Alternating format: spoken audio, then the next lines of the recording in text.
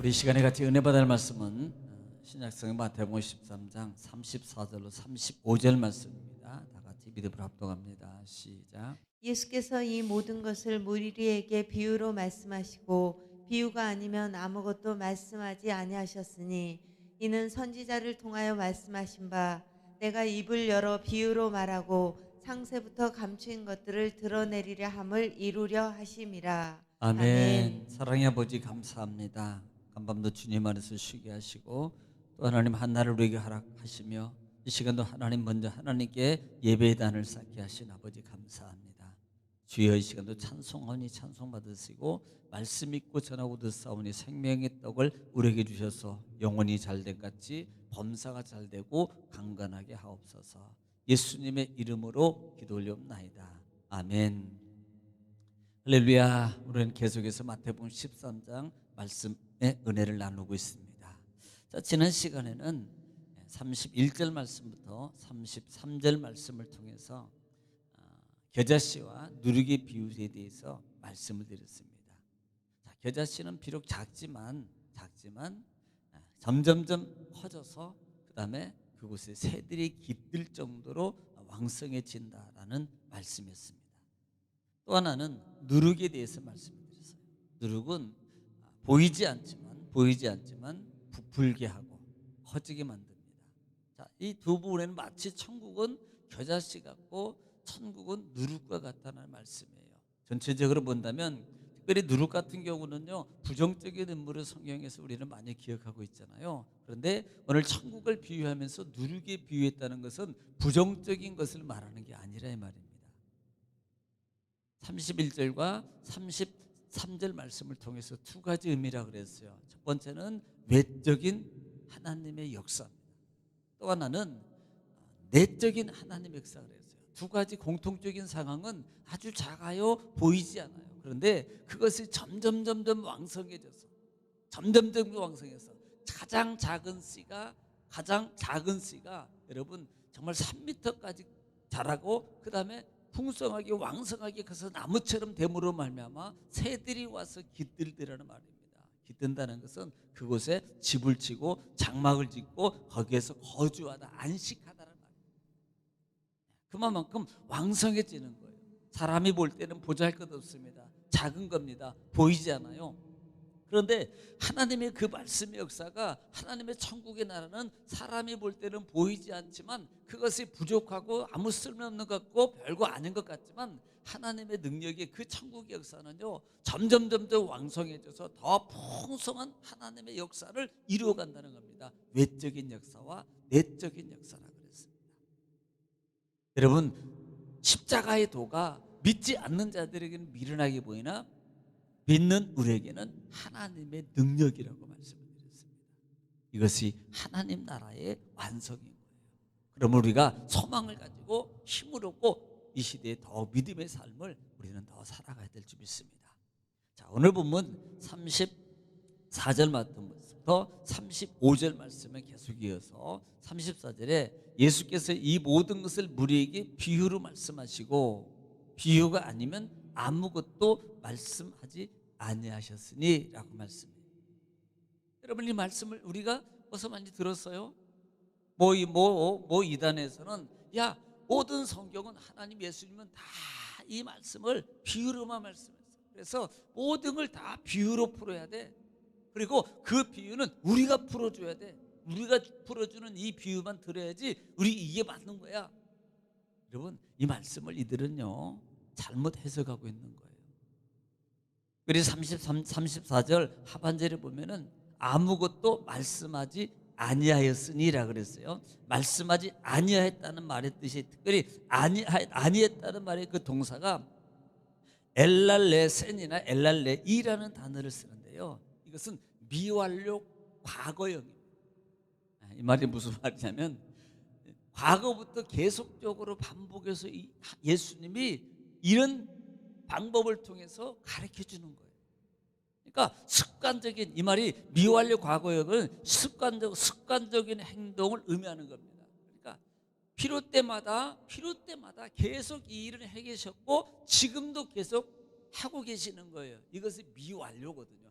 과거에 있던 거 지금도 현재에도 진행하고 완료가 되지 않는 거라 이 말입니다. 그러니까 이 말을 이렇게 해석하는, 오로지 비유만 아니라 전에부터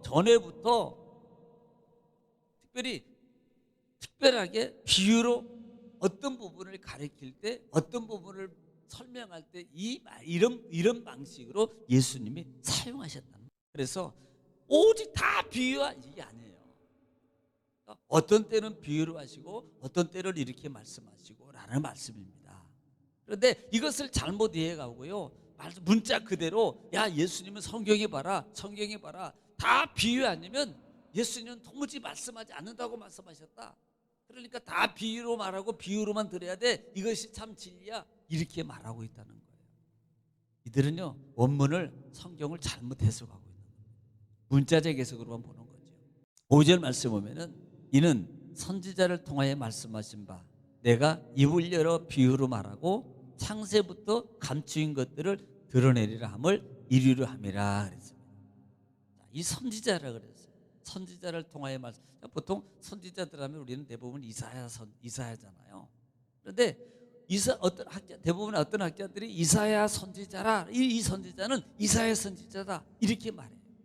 그런데 여러분 그 뒤에 말씀하고 있는 그 내용을 보면은요 이사야 선지자가 아니거든요. 이것은 시편 말씀이에요. 시편 78편 2절에 있는 말씀이거든요. 여러분 시편 78편 2절 말씀 한번 들어보시기 바랍니다. 시작. 내가 입을 열어 비유로 말하며 예로부터 감추어졌던 것을 드러내려 하니. 예. 지금 이 말씀은요 예수님께서 시편 78편 2절에 있는 말씀을 인용한 거예요. 그러니까 시편 78편은 누가 이 시편을 기록하고 있냐면 아삽입니다. 아삽.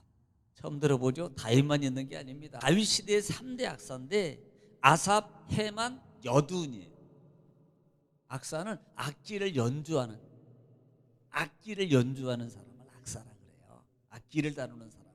그러니까 이 에벳에돔에서 법궤가, 하나님의 법궤가 에벳에돔에서 어디로, 예루살렘으로 들어올 때 그 앞에서 연주를 하고 찬양을 하고 연주를 했던 사람이 누구냐면 이 아삽이에요. 아삽.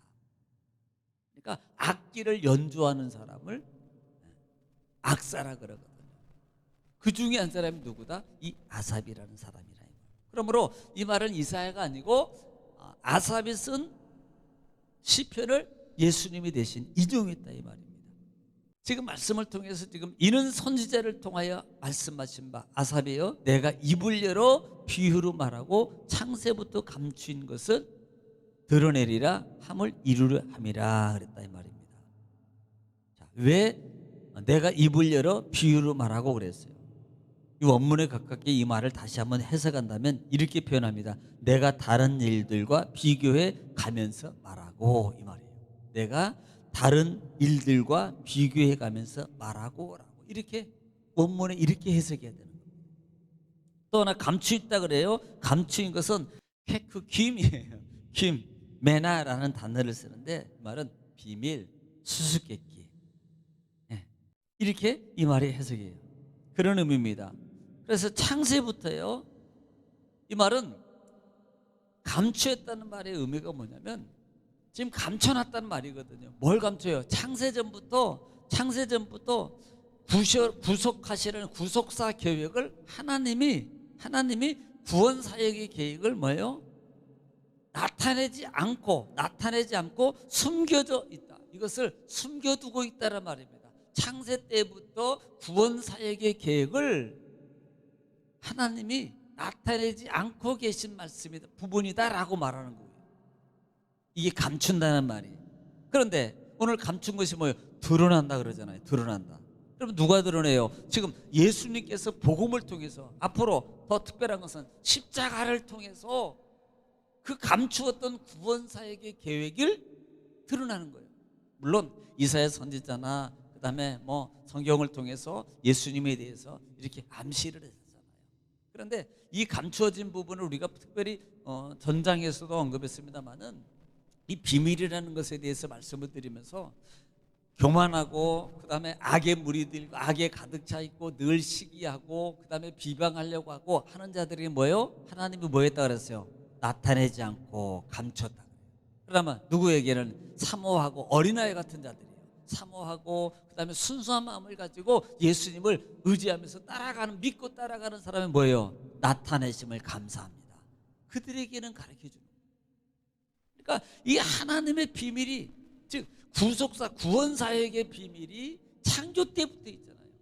자, 우리가 실례로 창세기 3장에서 아담과 하와가 하나님 말씀을 불순종하고 뱀의 꼬임에 받아서 불순종했잖아요. 그러면 결국은 죽어야 되는 거예요. 그런데 하나님께서 그들에게 벗은 몸을 뭘로 입혀요? 짐승을 잡아서 입히잖아요. 그 관계가 뭐라 그랬어요? 구속사, 십자가의 은혜를 이미 예표하고 있는 것이에요. 자, 이런 것들이 감춰져 있다고 말하는 거예요.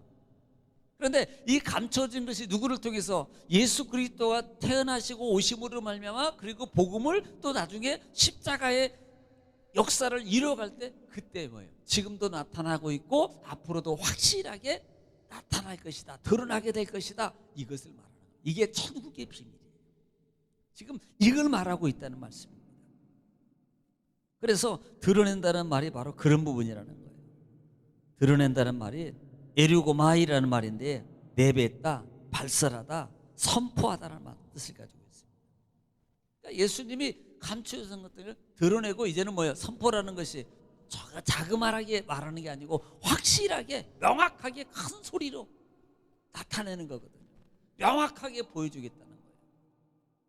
이것이 감추어진 것이 드러난다, 이렇게 말씀하고 있단 말입니다.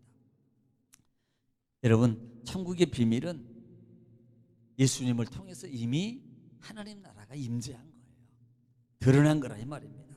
그런데 결국은요, 그 시대적 상황이 뭐냐면 아직도 지금이나 여러분 그때나 마찬가지 아니에요. 예수님을 비방하고 교회를 비방하고 그다음에 받아들이지 않고, 바리새인만 그런 게 아니고요, 지금도 많은 무리들이 지금도 교회를 박해하고요, 지금도 많은 사람 중에서는요 신성모독하고요 등등등.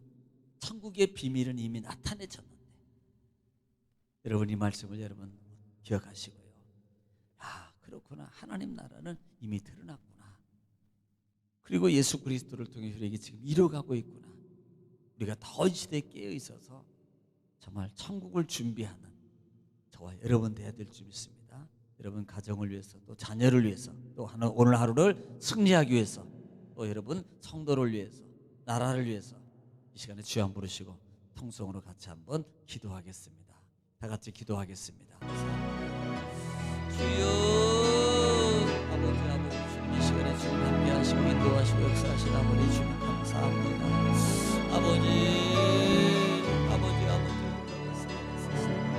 아버지 오늘도